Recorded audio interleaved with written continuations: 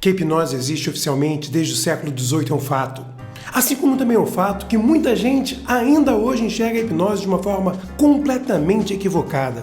Mas você já parou para pensar por que isso acontece? Pois é, provavelmente não.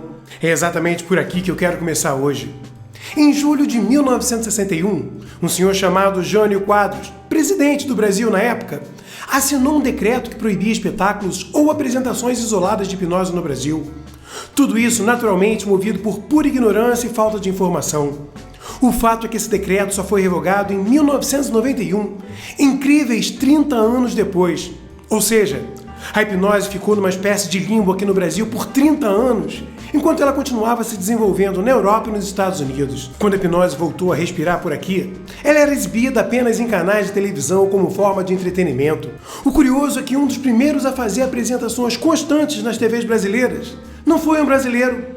Foi um uruguaio chamado Fábio Puentes, responsável por fazer muita gente ouvir falar sobre hipnose pela primeira vez através dessas apresentações que ele fazia. Como o tempo na televisão é muito caro para a emissora, o que era mostrado para quem estava em casa era apenas um fragmento do que realmente acontecia nos estúdios. O pior é que esse esquema na televisão não mudou até hoje em dia.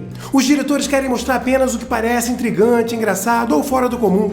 E as pessoas que estão em casa continuam sem saber, por exemplo, que antes de começar as gravações, muitas vezes o hipnólogo conversa e faz testes de sugestibilidade com aquelas pessoas que estão lá no estúdio que vão participar do quadro. E muitos telespectadores que têm contato com a hipnose pela primeira vez através da televisão, veem um sujeito estalar os dedos e os outros saírem fazendo um monte de coisas incomuns no palco e dando a impressão de que aquilo é algo místico, combinado ou até mesmo perigoso. O resultado disso é que muita gente segue totalmente desinformada e sem ter a noção de todo o potencial que a hipnose realmente tem.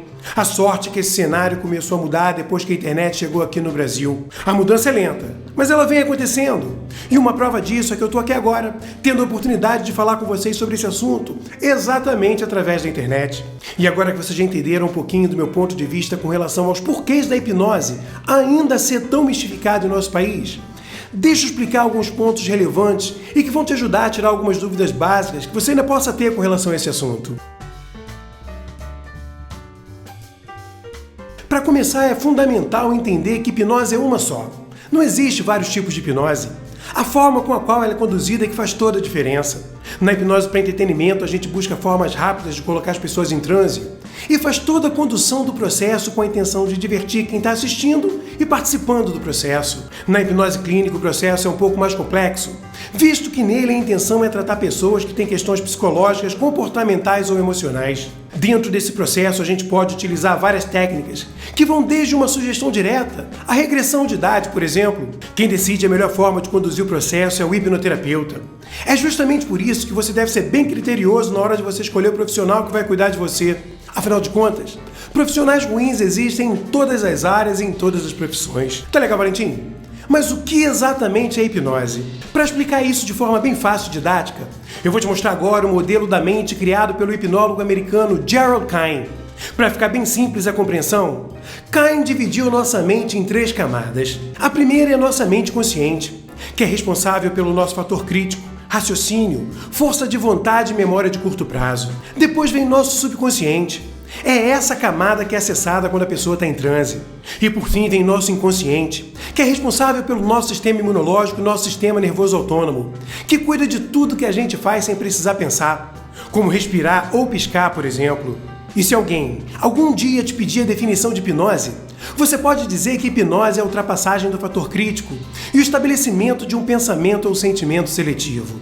Simples assim. É justamente através dessa comunicação com o subconsciente, das técnicas utilizadas e de um trabalho de psicoeducação bem feito que a hipnose clínica funciona tão bem. É claro que com tão pouca fonte de informação sobre esse assunto durante tanto tempo, alguns mitos foram criados ao longo do caminho. Mitos como entrar em transe e nunca mais voltar, de que hipnose tem alguma coisa a ver com o sobrenatural, de que o paciente pode ser controlado para fazer algo que ele não deseja. Todos esses mitos são relativamente comuns.